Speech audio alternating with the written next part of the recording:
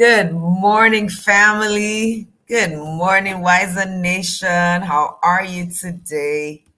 So glad to see us all today. I'm Mina Grace. Good morning, Michael, Mrs. Inspira, Ugechi, Stephanie, Oladipo, Emmanuel. Have I mentioned Emmanuel's name before? No. Eze, Philip, Ekene, Chere Obiobasi, Chibike, moment of worship at the mercy throne. We. Good morning, Peter Grace, Neka Oji, Georgie Coley Spiff, Mwah. Grace Shalom, Emmanuel Ofem, Olutomi Shodipo, Zita, good morning. Mustafa Ibrahim, good morning. Nancy Dehe. Kayode, how are you? Blessing Adenigba, Victor Kings. I'm for God. I love that name. Love Akpan, the Global Heritage. Jennifer Igalo. Donna, good morning. So good to have you here. I'm so grateful for your presence. I thank you. I thank you. Joyce Lewis, what a delight to always see your name here. Peter Grace. I'm looking sweet, eh? Thank you. Do you know that I was sitting here for over 20 minutes, and after a while I was like, let me rub something small on my lips and wear my earrings and just, look a little gooder. Chineze, thank you. Peter, thank you so much. So this morning, can you imagine we're on day 16? We've gone past the halfway mark. And I'm so grateful. So when I was brushing my teeth last night,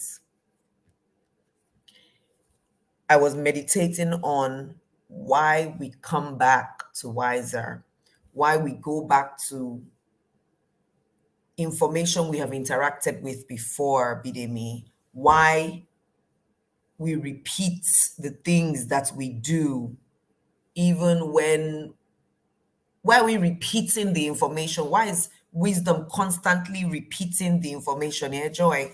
Why are we coming back and reading almost the same things but said in different ways? Why? Hope raisers, why are we here every time in life? Or why do we keep coming back? Why is it that even after WISER, some of us are going to start reading the book of Proverbs again? It's like brushing your teeth. Why do we brush every day? Why isn't brushing once enough? Why don't we brush once a week and that's enough for the week? Why? It's because we would interact with things that need to be brushed off. So you brushed in the morning, but you had breakfast, you dozed off, so your mouth is smelling funny, there's particles of food left in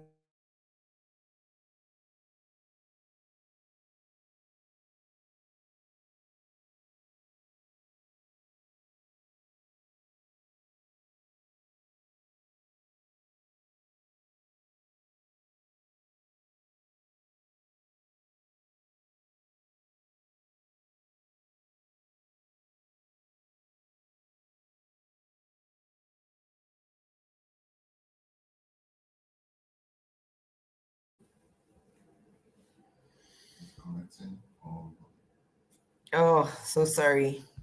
Internet, it will always return.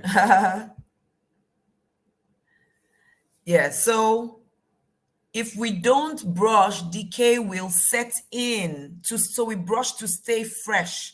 The damage will be overwhelming. So we must brush regularly because we interact with things that can cause decay. Not because we are not brushing. Decay doesn't come from not brushing alone.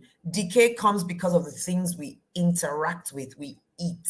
So the food you ate is good, but if it stays in your teeth, if the particles remain in your teeth for a long time, then what? They cause decay. So we need to brush. We interact with wisdom constantly. I hope everyone can hear and see me now. We interact with wisdom consistently and constantly because We interact with the world. We interact with people, information, things that can cause decay of the mind. So we come back to brush. We come back to wisdom to brush. Yes, blessing, you're brushing even right now. So we need to refresh. That's why we continue to come back. So it's not too much to engage with wisdom every day. Thank you. You hear and see me now. Fantastic. Thank you. It's not too much to interact with wisdom every day. It's not too much to interact with wisdom 2, 3 times a day. Professionals will tell us to brush twice a day. Sometimes they will say brush twice a day and possibly after every meal. After you've gone to the world, you've gone to work, you've interacted, you've gone for a meeting, you've seen something on your phone that has left some particles in your mind, you can come back to wisdom immediately and say, what does wisdom say? Let me come back. That's why we're taking notes that we can refer to in the course of the year, because we will interact with the world and the world might slap us and give us basbos, and we need to come back to understand why we're here. Is this okay? All right. So today we're in chapter 16, and I just love the subtitle or the heading, everything with a place and a purpose. Everything with a place and a purpose. I need to take this call, please. It's the protocol that's supposed to take us to the airport. So please just give me one moment.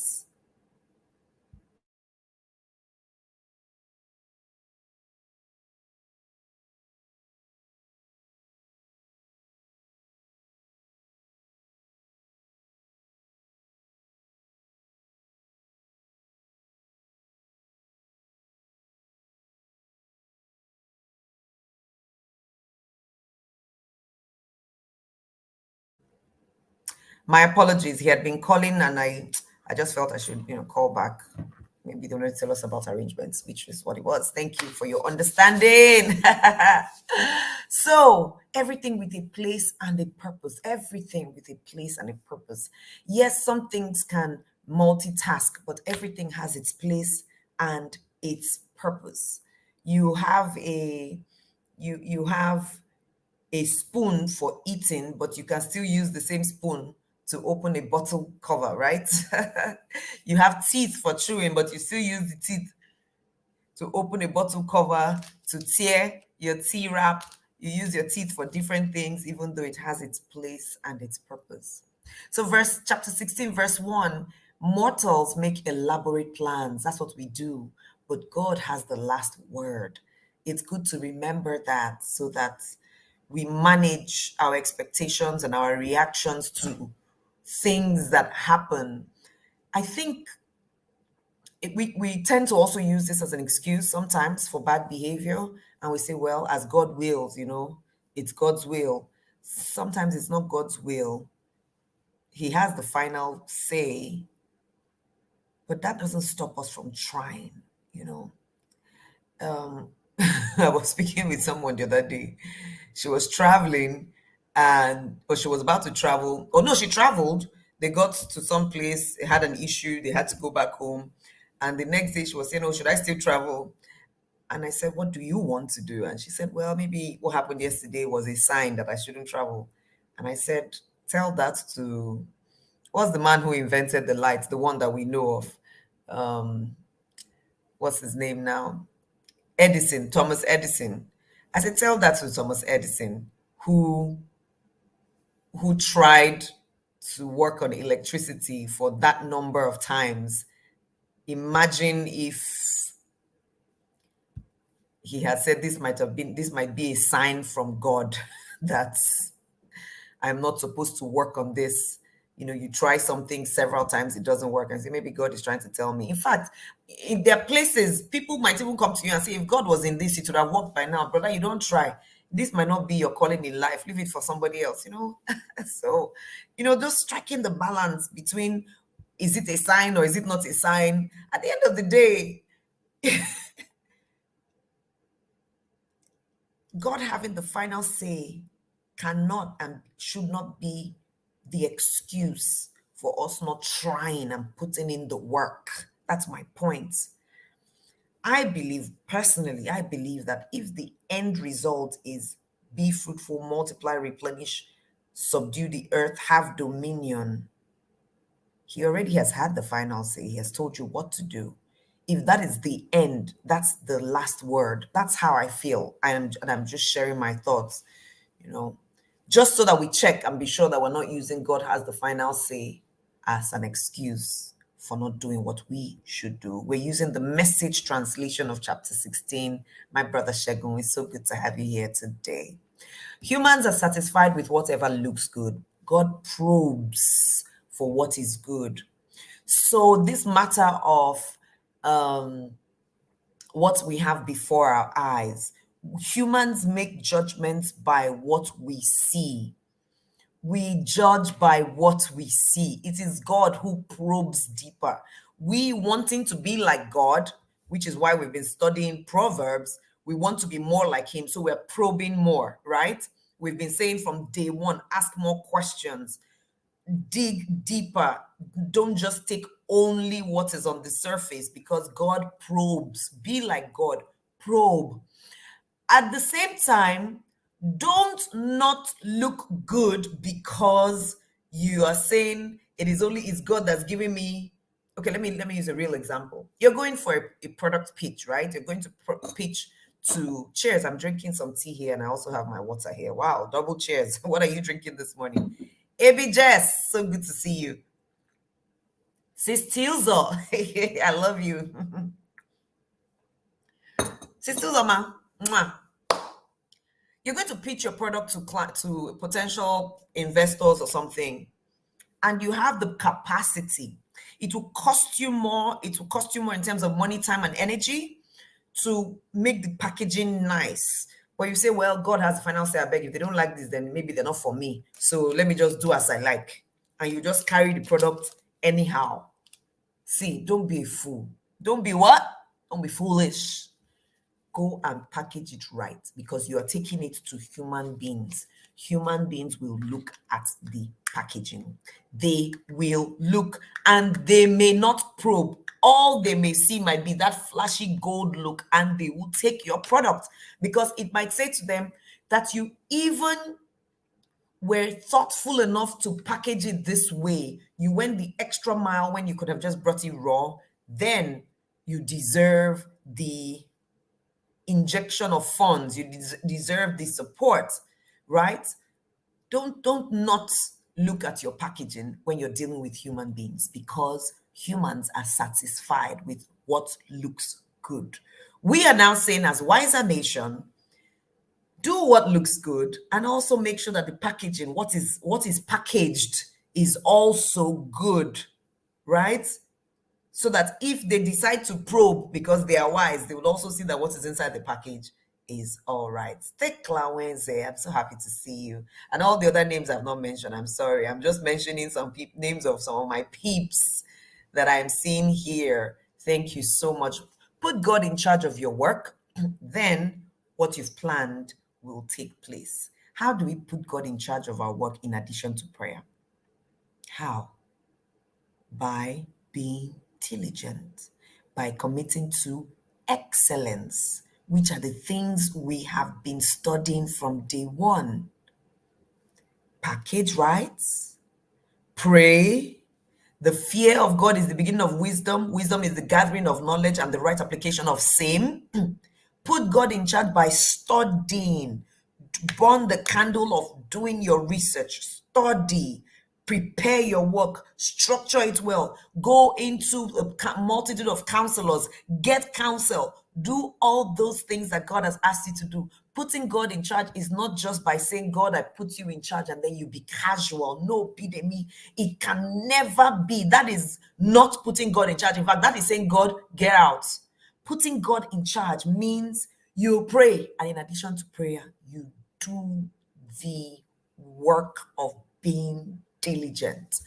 That's the difference between those who pray alone and those who also work hard. God requires both. Then what you've planned will take place. Put God in charge by doing the work right. God made everything with a place and purpose. Even the wicked are included, but for judgment. The wicked are for judgment. So they are also there. So don't be in a hurry to get them away. They have their place in your life. God can't stomach arrogance or pretense. Believe me, He'll put those braggarts in their place. Be careful. Be careful. Not be careful not to sway into the place of arrogance, where, in my opinion, the difference between arrogance and pride is pride. Pride being proud of yourself, being proud of what you can do, which is a good thing. Being arrogant is being proud of what you can do and thinking that nobody else is as good as you. You are better than everybody, and so you can put others down. Be proud of yourself. Be careful not to swing into arrogance or pretense. For some of us who are so achieved and accomplished, I think the we are the ones at risk of falling into arrogance or pretending that we are the best and bragging about all our achievements in the past. Meanwhile, we may not have been upgraded and updated to what is acceptable in the current state or situation. Ask Nokia.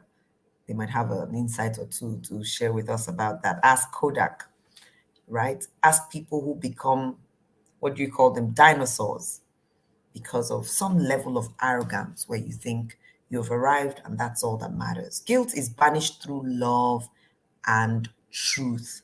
Fear of God deflects evil.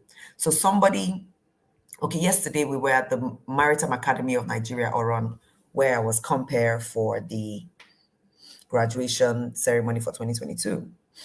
And the rector, Commodore Duja Emmanuel Efedwa, this is his second tenure. He's regarded as the most transformational rector the school has had. So yesterday he showed us about a list of over 20 items during his lecture that he met out of place when he came into office. He listed everything, pour this, pour that, incompleted this, that. And he showed us photos of abandoned projects all over the campus, 35 of them in number, that had been, which contracts had been awarded, and some of the contracts had been paid to 90%, 95%, 100%, and those projects were never started. Some were not started, some were started and abandoned, but none was completed. So he had photos to show of so many before and after. Of course, the after is we're seeing the reality. And he said he has received hundreds of queries. Well, not queries, what do you call these things? Hundreds of petitions. People have petitioned him to different, what do you call them now? Oh my gosh, where's the English? The EFCCs, the ICPCs, he has been petitioned to so many places that, oh, he's stealing funds, he's doing this, he's doing that, by the same set of people that had been running the rackets all those years. Some of them he has also petitioned them, taken them before with proof, with evidence to show. He has documents to show. So he has been sitting before several panels. His first tenure was 4 years. Last year he was reinstated for his second term. So this is the first year into his second term. Last week, he was still facing another panel. This week, he still has petitions to respond to. And some people are still in the campus with him. Some have been sacked because when he petitioned, they went through. Some have resigned, but some are still here on his case, fighting him. What does it mean here? Or how do we relate it to this?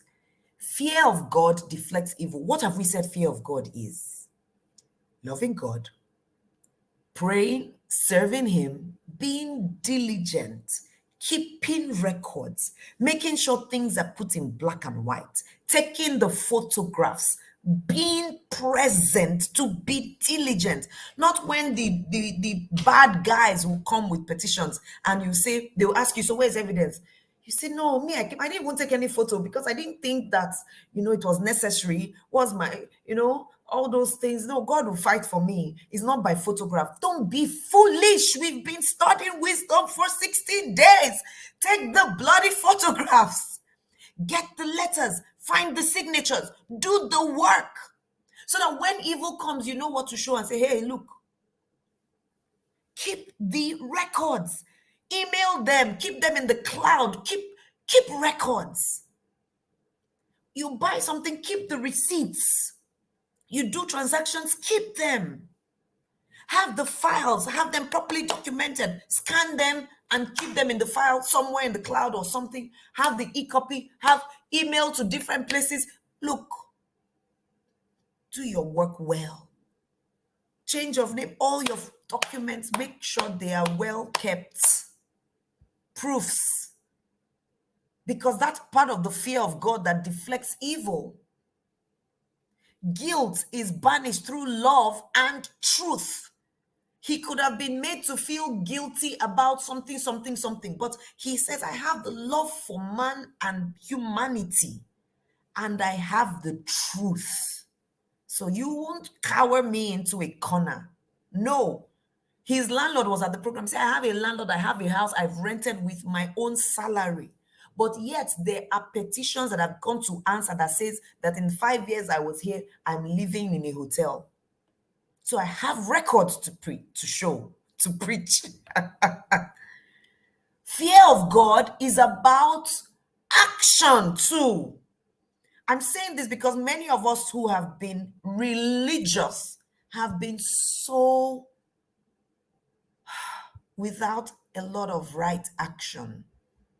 We've been all talk and pray with less action. I'm saying in 2023, wake up, pray, then act.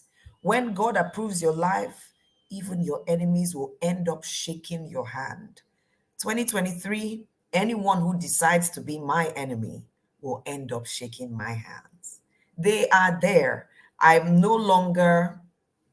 Some enemies are not enemies because they want your downfall. No, they just want the same thing you want. So they've made themselves enemies of sorts. So I'm not going to treat them as enemies and fight them. No. I'm just going to do my work and do it so diligently that at the end of the day, they shake hands. Make no mistake. When a lady said this last year, I felt a bit somehow because my religious mind was not accepting it. But we went to see this lady at the National Assembly, those of us who were running for office. And in our midst, two women were running for the same seat in the same party, same seat, same exact seat. And we're all in the same fellowship, Elect Our Future Lawmakers program.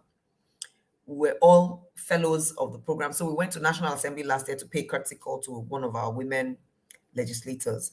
And so she was asking questions. And when she asked, oh, you're running for this, is that not what this other person is running for? The same seat? You're not friends, right? You are actually enemies right now because there's no collaboration that you want to do. No, one of you will get the seat. The other person will be hurt, except you both sit down now and we help you have the conversation on who should go and who will support. Else, don't fool yourself and think you might be friends and sisters here, but on the field, you will do things to each other that one person will be enemy to the other. When she said it, then I was like, But over time, I was like, well, that's true. They don't mean to be enemies.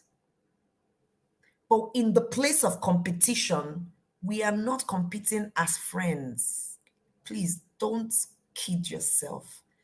So one of them had been sharing her strategies with the other one all the time, this and that. And the woman was like, that's like some level of foolishness. If you keep sharing your strategies with her and what you're doing for the seat you want, she can use the strategies and get the seat from you. So you choose what it is you really want. If you want friendship or you want to win the seat, you can love each other, pray for each other, but leave it there. There's nothing like we're sharing. Look, be realistic about where you are. Toby Amuson, when she was practicing to win the hurdle championship,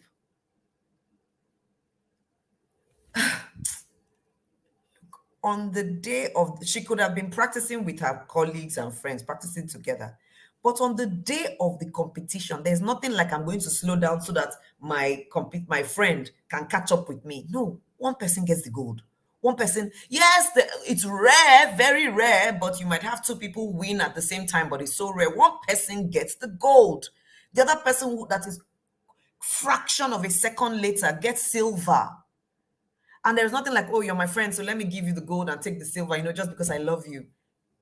In context, we are all friends and lovers of each other, brothers and sisters, but we kind of make each other enemies, not because I want to be bad to you, but I want what you want in a place of a zero-sum game where it is only one winner, where it is only one chairman of the local government, where it is only one president, where it is only one wife. You are my friend, and we are both keeping our eyes on the same guy. And I will say, oh, well, let's just be. There's nothing like that. Ruth went the night before based on the instruction from her mother-in-law, Naomi, and she's the one who went to cover the legs of the man. And when he woke up, he said, who is there? Oh, Ruth. Oh, I would do. Oh, my love. She won't go and call her friend and say, come. Even Rachel and Leah that were sisters, they didn't do, let's together go and cover the man's leg and see two of us can be. No, in a zero-sum game, be aware. Be aware. Abraham didn't say, I'm not going to kill and fight these kings. They had his nephew. He went there to take them out. So as much as we are lovers, let's also be very aware that there are some people who by default become our enemies because they want to take from us what we believe we deserve. We're not going to go out of our way to kill them, destroy them. No. There's a tactic called you focus on the beauties of one to the point where the other becomes obsolete. So there is negative campaign, there is positive campaign.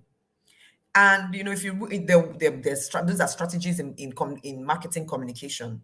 There is the campaign where I might say, oh, this my tea is so good. It has vitamin A, C, D. It will do this in your life. It will do that. I will talk about this tea to the point that everybody wants to drink the tea.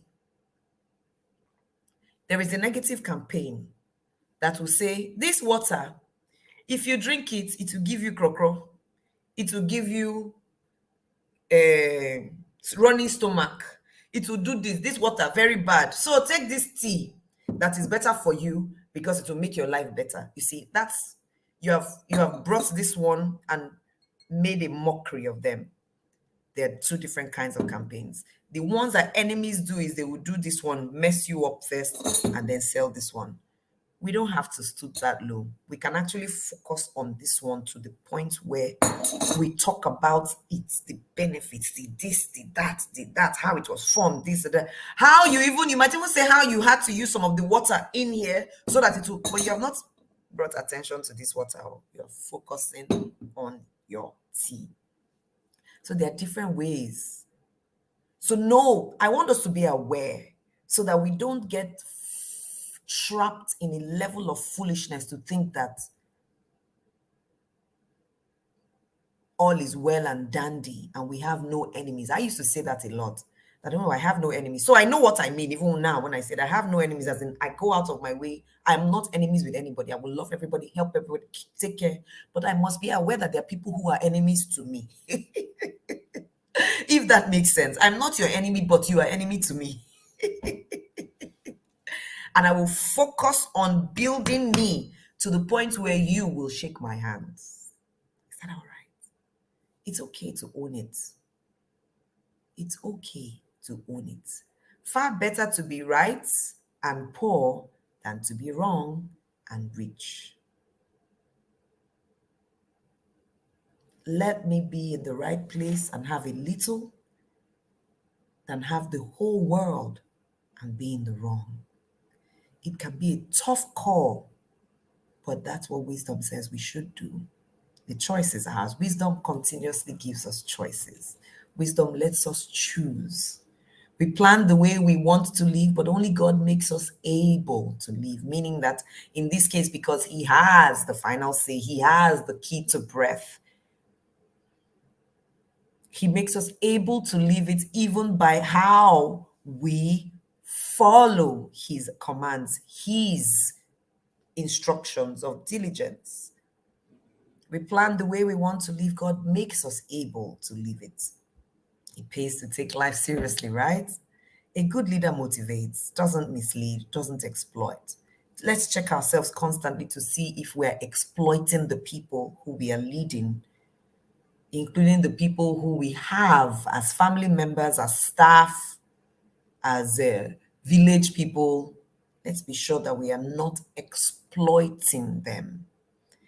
Let's just check always that, I say use your conscience. When somebody years ago was saying to me that, never, she can't pay her housemaid more than this amount of money. Oh, hey, no, that she won't pay the housemaid this amount of money, that she will still be expected to give the person, what do you call it, toiletries, this, that. No, the salary she's paying. And I said, look, let's you and I, please, truthfully, honestly, analyze this money that we're paying. How much is it per day? What does it translate to? When the person is traveling, this is how much they would spend. She does her hair.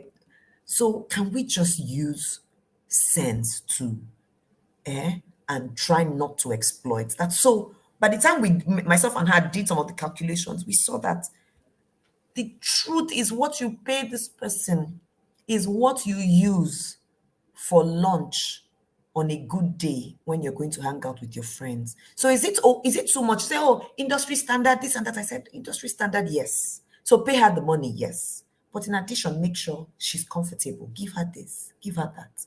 And guess what? It takes nothing away from you, because these things you're giving her, you will still buy for the house anyway. They are right there in the store. Just put the limits and say you are entitled to 2 pieces of this, so that she doesn't also now take you for granted, or she doesn't misuse. And it's not only her, you're doing that also with your children.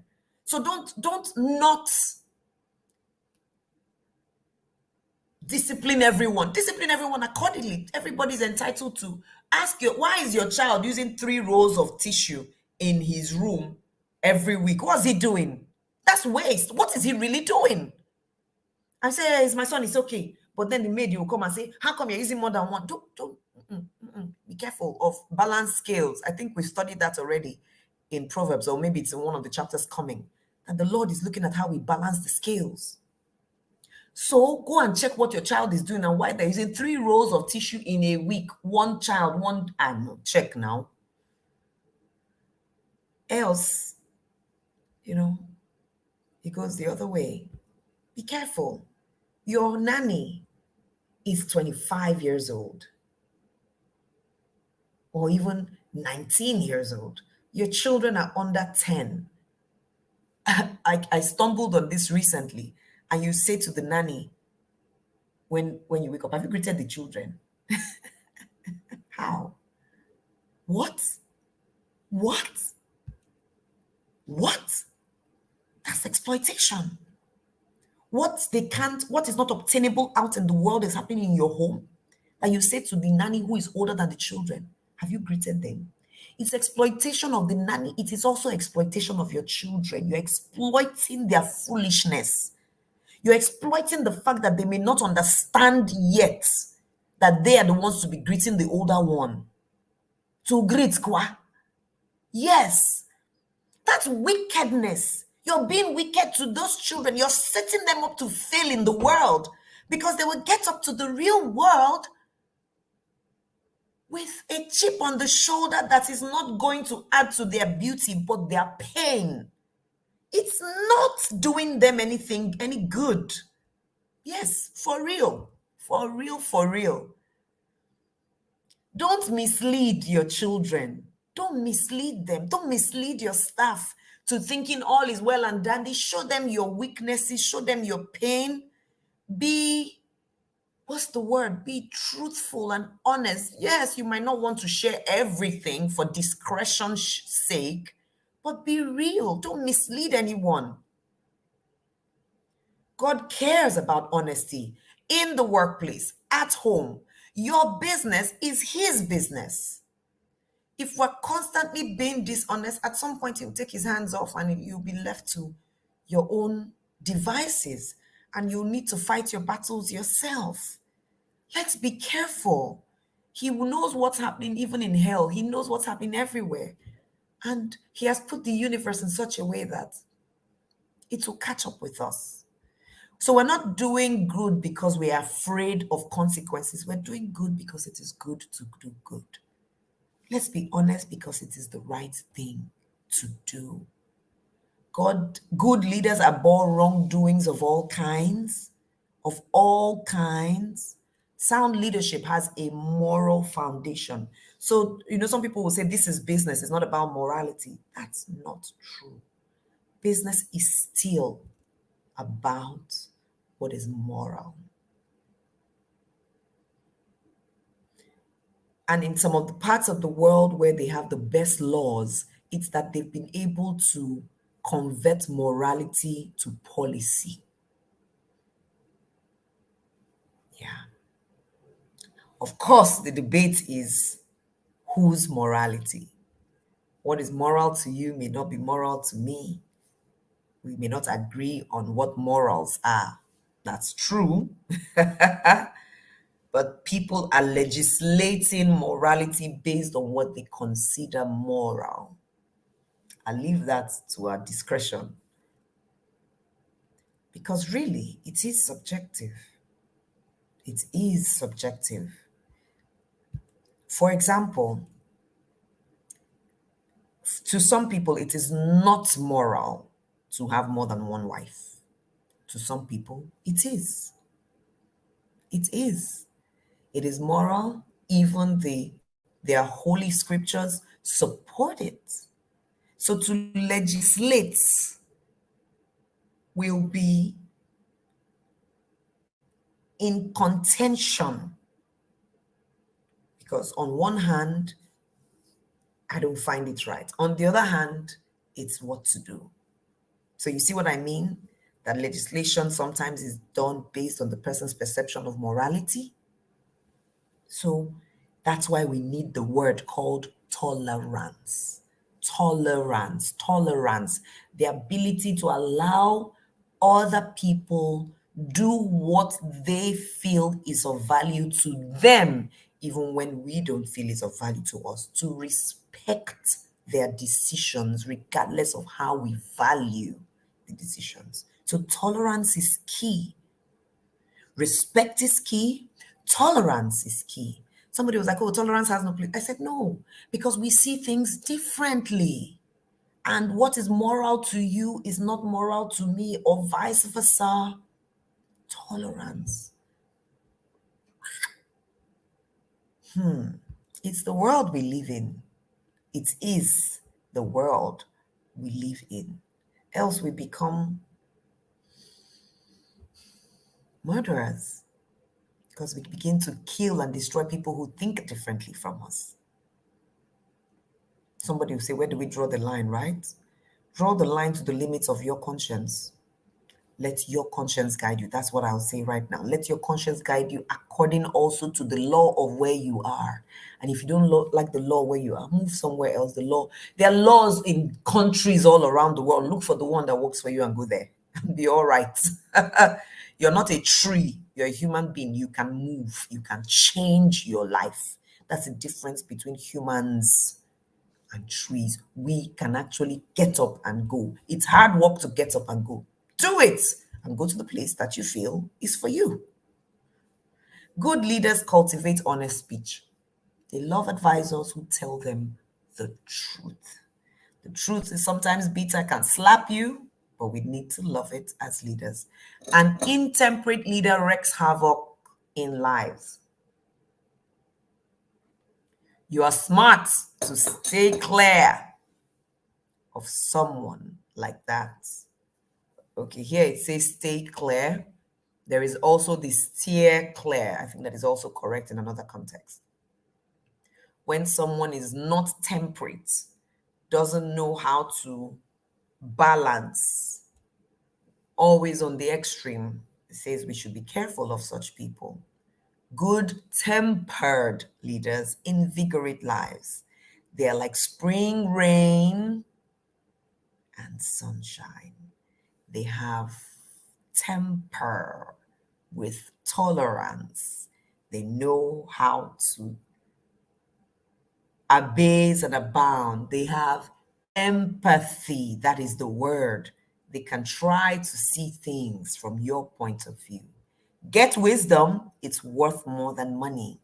Choose insight over income every time. Every time.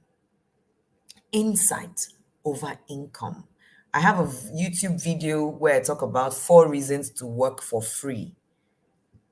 As it was usually, it was, well, it was tailored for masters of ceremonies or tailored to masters of ceremonies, but it can apply to almost anybody. And one of the reasons I said you can work for free is for experience sake. There are times somebody calls you and says, "Oh, Joyce, come and do this event for us. We don't have money, oh." But then I accept it immediately. When they say, "Oh," I accept it immediately because I know the quality of learning that I stand to gain by being in that room.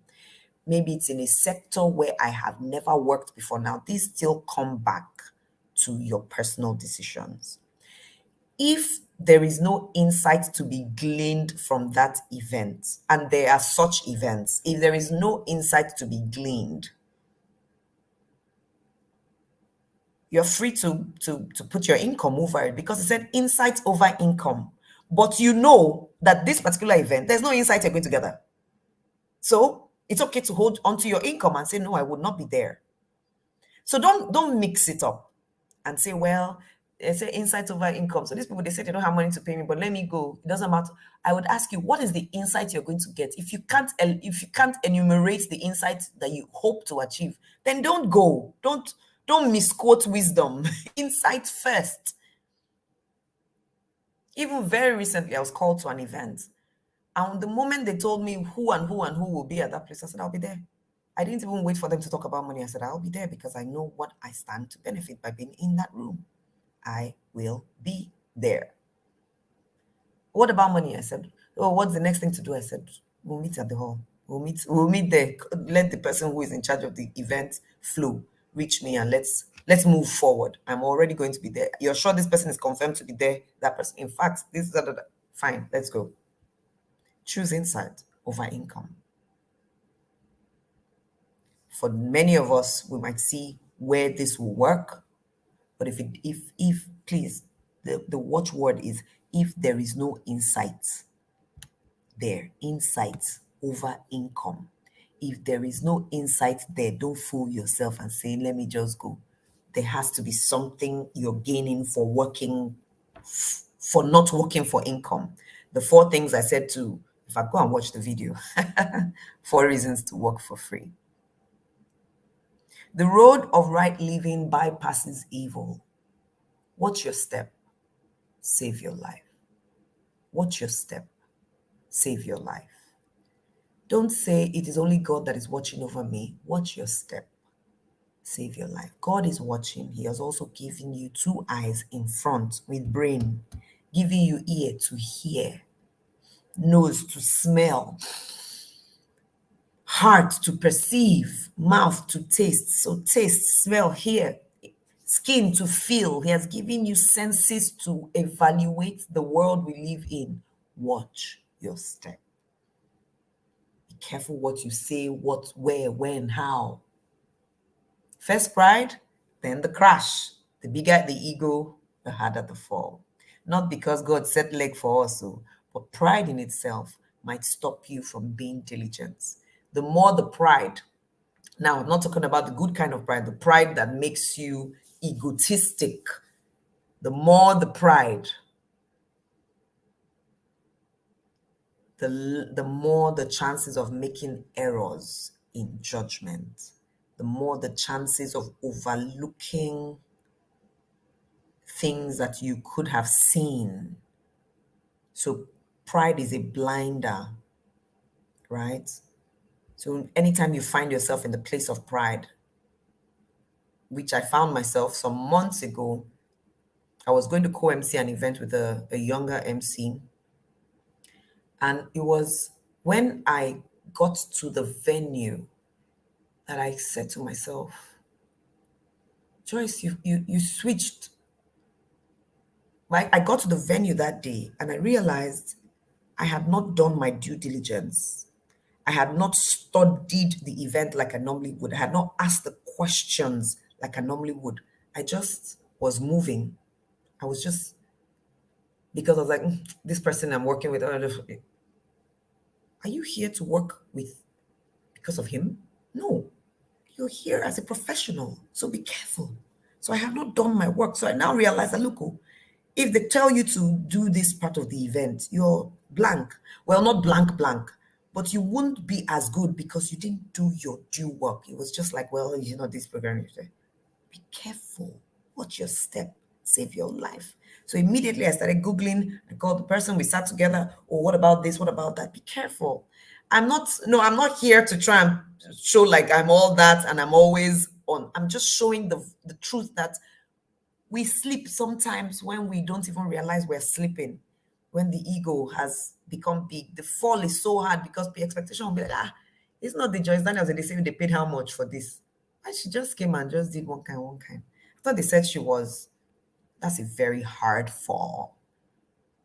But it came from a place of a very big ego. The bigger the ego, the harder the fall. We thought it's better to live humbly among the poor than to live it up among the rich and famous. Better to live humbly among the poor than to live it up among the rich and famous. What does live it up mean?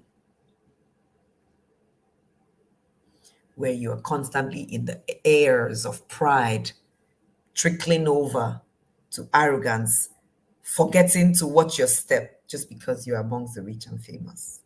It pays to take life seriously. Things work out when you trust in God. Trusting in God means what? What have we said trusting in God means? What does trusting in God mean? Believing in Him, trusting in Him, and doing what He says. You show you trust in God by doing. A wise person gets known for insight. Gracious words add to one's reputation. So here's my appeal to us all. Here is my appeal to us all. In 2023, please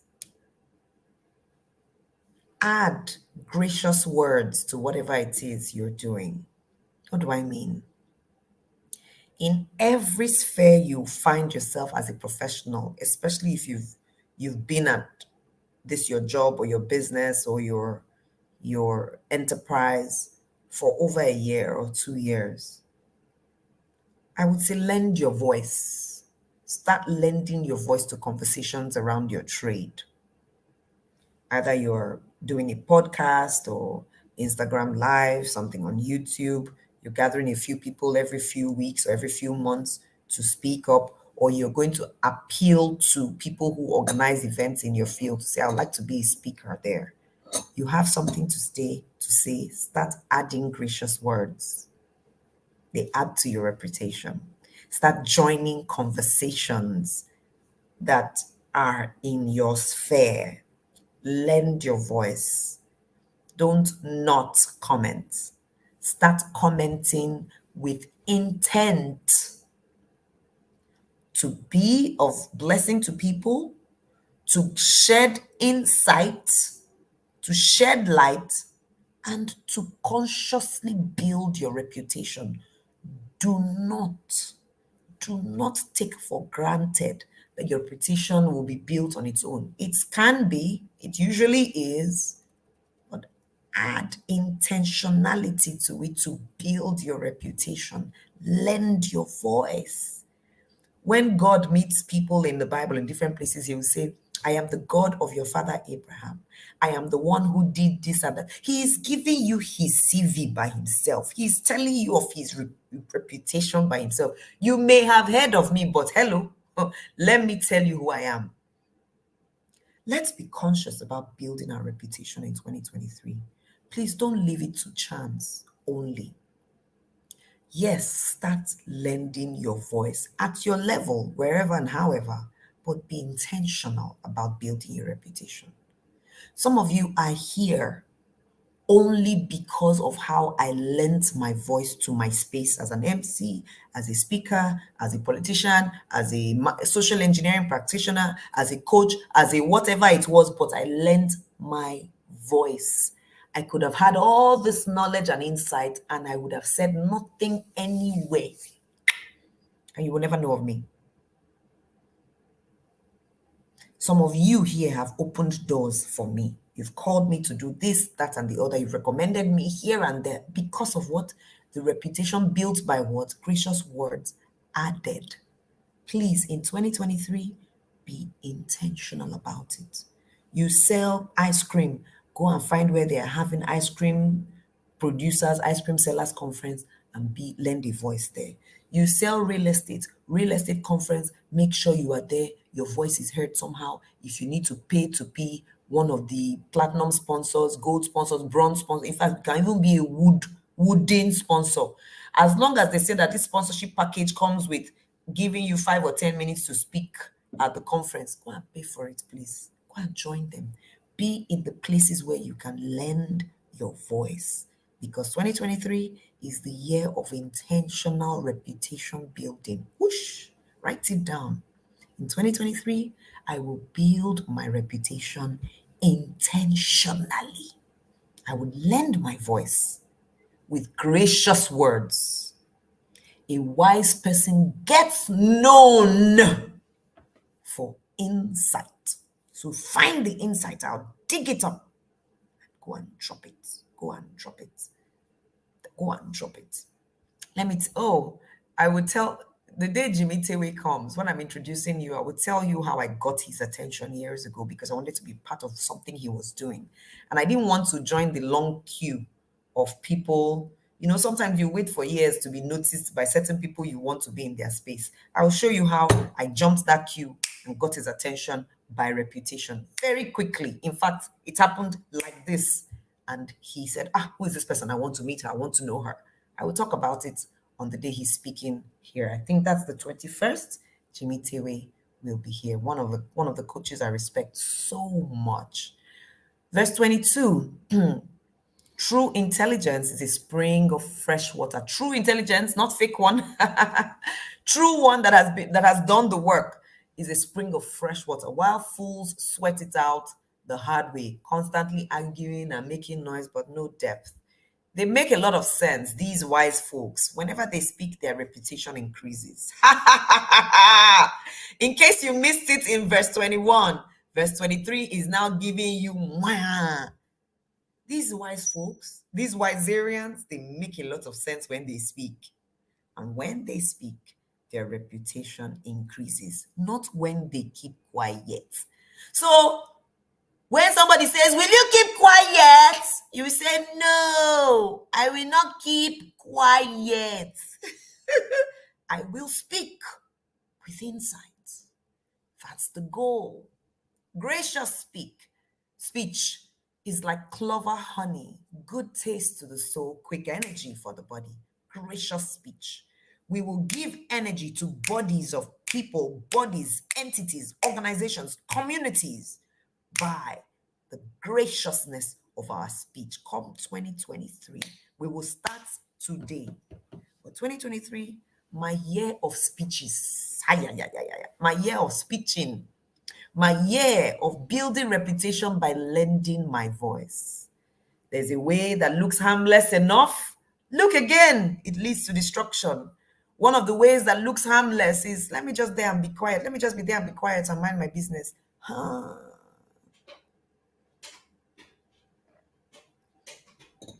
Let me just stay and be quiet. Who quiet help? In context, again, there's a time to be quiet and there's a time to speak. When it's time to speak, speak. And remember, I said it the other day, the higher you go in life, the more people will want to hear from you. So prepare to speak, even when your name is not on the flyer. Be ready. When you get there, create opportunities for yourself. There's a way that looks harmless, being quiet, minding my business. Let me just be here. Oh. Nobody send me. I'm just on my own. Let me be looking at you with second eye like this. Sorrow, so key. It leads to hell when you're supposed to be in a place building reputation, but you're quiet. Don't do that. Appetite is an incentive to work. It's an incentive to work. Hunger makes you work all the harder. So, yes, there's physical hunger, there's intellectual hunger, there is hunger for something that is not food, hunger for a position because that position gives you opportunity to do something. It's okay to hunger for it. You want to be general manager where you are.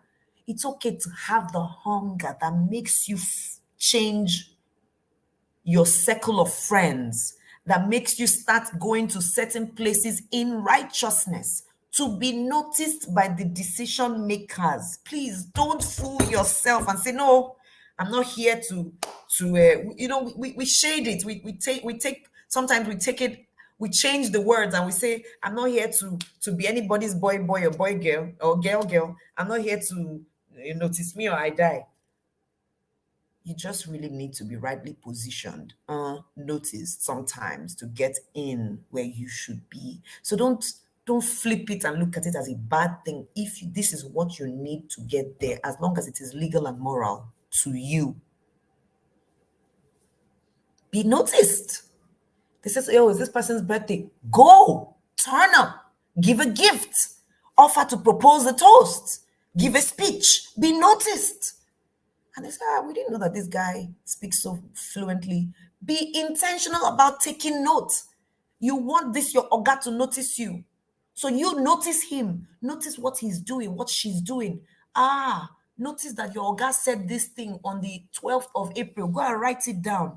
Your oga's birthday is November 14 and there's a party in the office. And you say, please, I have a word. I'd like to share something. And they say, oh, yeah, speak. Bidemi, speak. BTV. Speak. Chinere, come up. And Chinere comes up with her glass and says, I just want to propose a very quick toast to Madam, I'm looking for a name, Madam Temitope, Madam Millicent. On the 11th of April this year, Madam Millicent said this, that. And I know how I ran with that word. And Madam Millicent is like, 11th of April, I actually said that. Oh, wow, somebody was listening. Let me be eyeing you. If you like, don't go and note the dates. I remember on the 11th of August, she said this and this. And then 2 days I was speaking with my friends, Ebikweluye, and Chukudi, and we're together and we were talking about this. And here we are today. So I just want to say thank you. Sometimes you don't know the things you're doing are light to us, as long as you're honest. But you see, if you're not taking note because you're preparing, you will go and,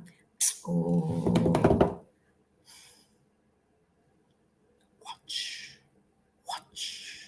take action, plan, show up. Let your hunger make you work harder to find the angles, harder to find where to enter from. Let your hunger for that thing.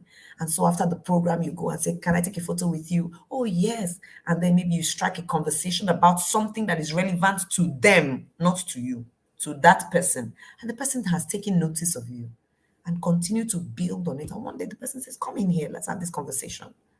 That's how the world works. We are in the world, even though we're not of it, but we are here. So remember that you are here and let the hunger make you work. Mean people spread mean gossip. Their words smart and burn. We're not mean, so we won't spread mean gossip. We'll spread true words that would give life. Troublemakers start fights, gossips break up friendships, run away from them, and stop being one if you have been in the past. Calloused climbers betray their own friends. They stab their own grandmothers in the back. Remember, we talked about being enemies, that some people might be enemies to you, but we are not enemies to them. So, in allowing your hunger make you work harder, don't. Don't. Wisdom is also telling us, don't, in trying to climb up the ladder, betray your own friends. Except, of course, those friends were in the wrong. And you have had the conversation with them to say, this thing which you're doing, it's wrong. So they know your stand. Let it not be that they don't know your stand. You're there laughing with them, gisting with them, and then you now take that information and use them. No, no, no, no. Be clear. This thing you're doing, I don't like it. I won't stand for it. So the day you go to management and you talk about it and you mention their names, you had told them and you were not with it. That's not being a callous climber. A callous climber is the one that will sit with the friends, laugh with them, gist with them, even contribute. Then later go and say, okay, do you know what these people are doing? Oh, wow. Don't mix the two. They are not the same thing. Don't be a callous climber that will stab even your own grandmother. To fiakwa. A shifty eye betrays an evil intention. There's a way people will move body, you know they want to do something. Clenched jaw signals trouble ahead. So watch body language too. Watch, be present. Gray hair is a mark of distinction. See my own. The award for a God loyal life. So it's okay to be proud of it and flaunt it. Gray hair. You can also say this means age, that you've been at a place or in a thing for this number of years should be a mark of distinction. That I've been a master of ceremonies. I keep using myself. Please use your own self. I've been a master of ceremonies for 15 years. The fact that I have been it for 15 years in itself should be a mark of distinction. Not that I've been here for 15 years and everybody like, she's been here for 15 years. It should show. It should show. I should stand on stage with somebody who has been one for 3 years and the difference should be clear. Not that, oh, you've been for 15 years, you go up on stage. I still remember when I co-emceed with someone years ago. I know she had been doing this for almost 20 years and blah, blah, blah. But her job was so bloody shoddy. It was so bad. This reminds me, and guess what was it? This same Ibom hotel that we worked together. Oh my gosh, it was this same place. That was years ago, 2013 or 12, if I'm not mistaken. She did such a shoddy job.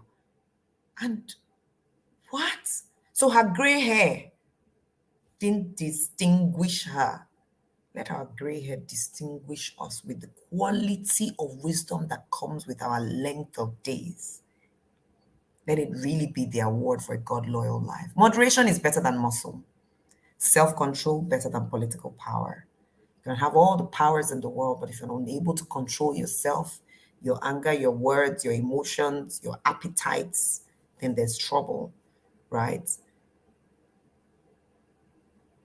I was joking with someone yesterday when I was saying, we were talking about a particular person who has so much political power, but appetite for food. Just eating this and that. You know, like, Kai, this is what Proverbs is saying about self-control. So we need to build self-control even as we are, so that we're not in all these high positions, and because we're in that position, they offer us everything to eat and we're just eating. Because when you get into certain positions and certain heights and certain places in life, you will just keep being invited to different places and they will offer you all manner. You need to be able to put a knife to your throat and say, you know, so that's where some people advance but they don't advance in completeness. They advance in position, in power, but not in control. In fact, the more we grow in places of authority and power, the more controlled wisdom will expect us to be. And finally, make your motions, cast your votes, but Jehovah has the final say. He has the final say by way He has the final say by way of him being the one who owns life and strength. He also has the final say because he has expectations of us to do the work, to show up and be diligent. So God actually shares his powers with us, if you look at it that way. The fact that he has given us ability to choose. Wow. He's sharing his power with us. So let's watch, take action, be controlled, and lend our voices. Lend our voices to matters that matter, especially in the place where you are. There's a challenge that we would announce later today. It's a water challenge, so I might as well talk about it from here. From tomorrow, we will start a water challenge for two reasons. One, this is some of the hottest, driest time, especially if you're here in Nigeria or you're in a tropical area where it's hot.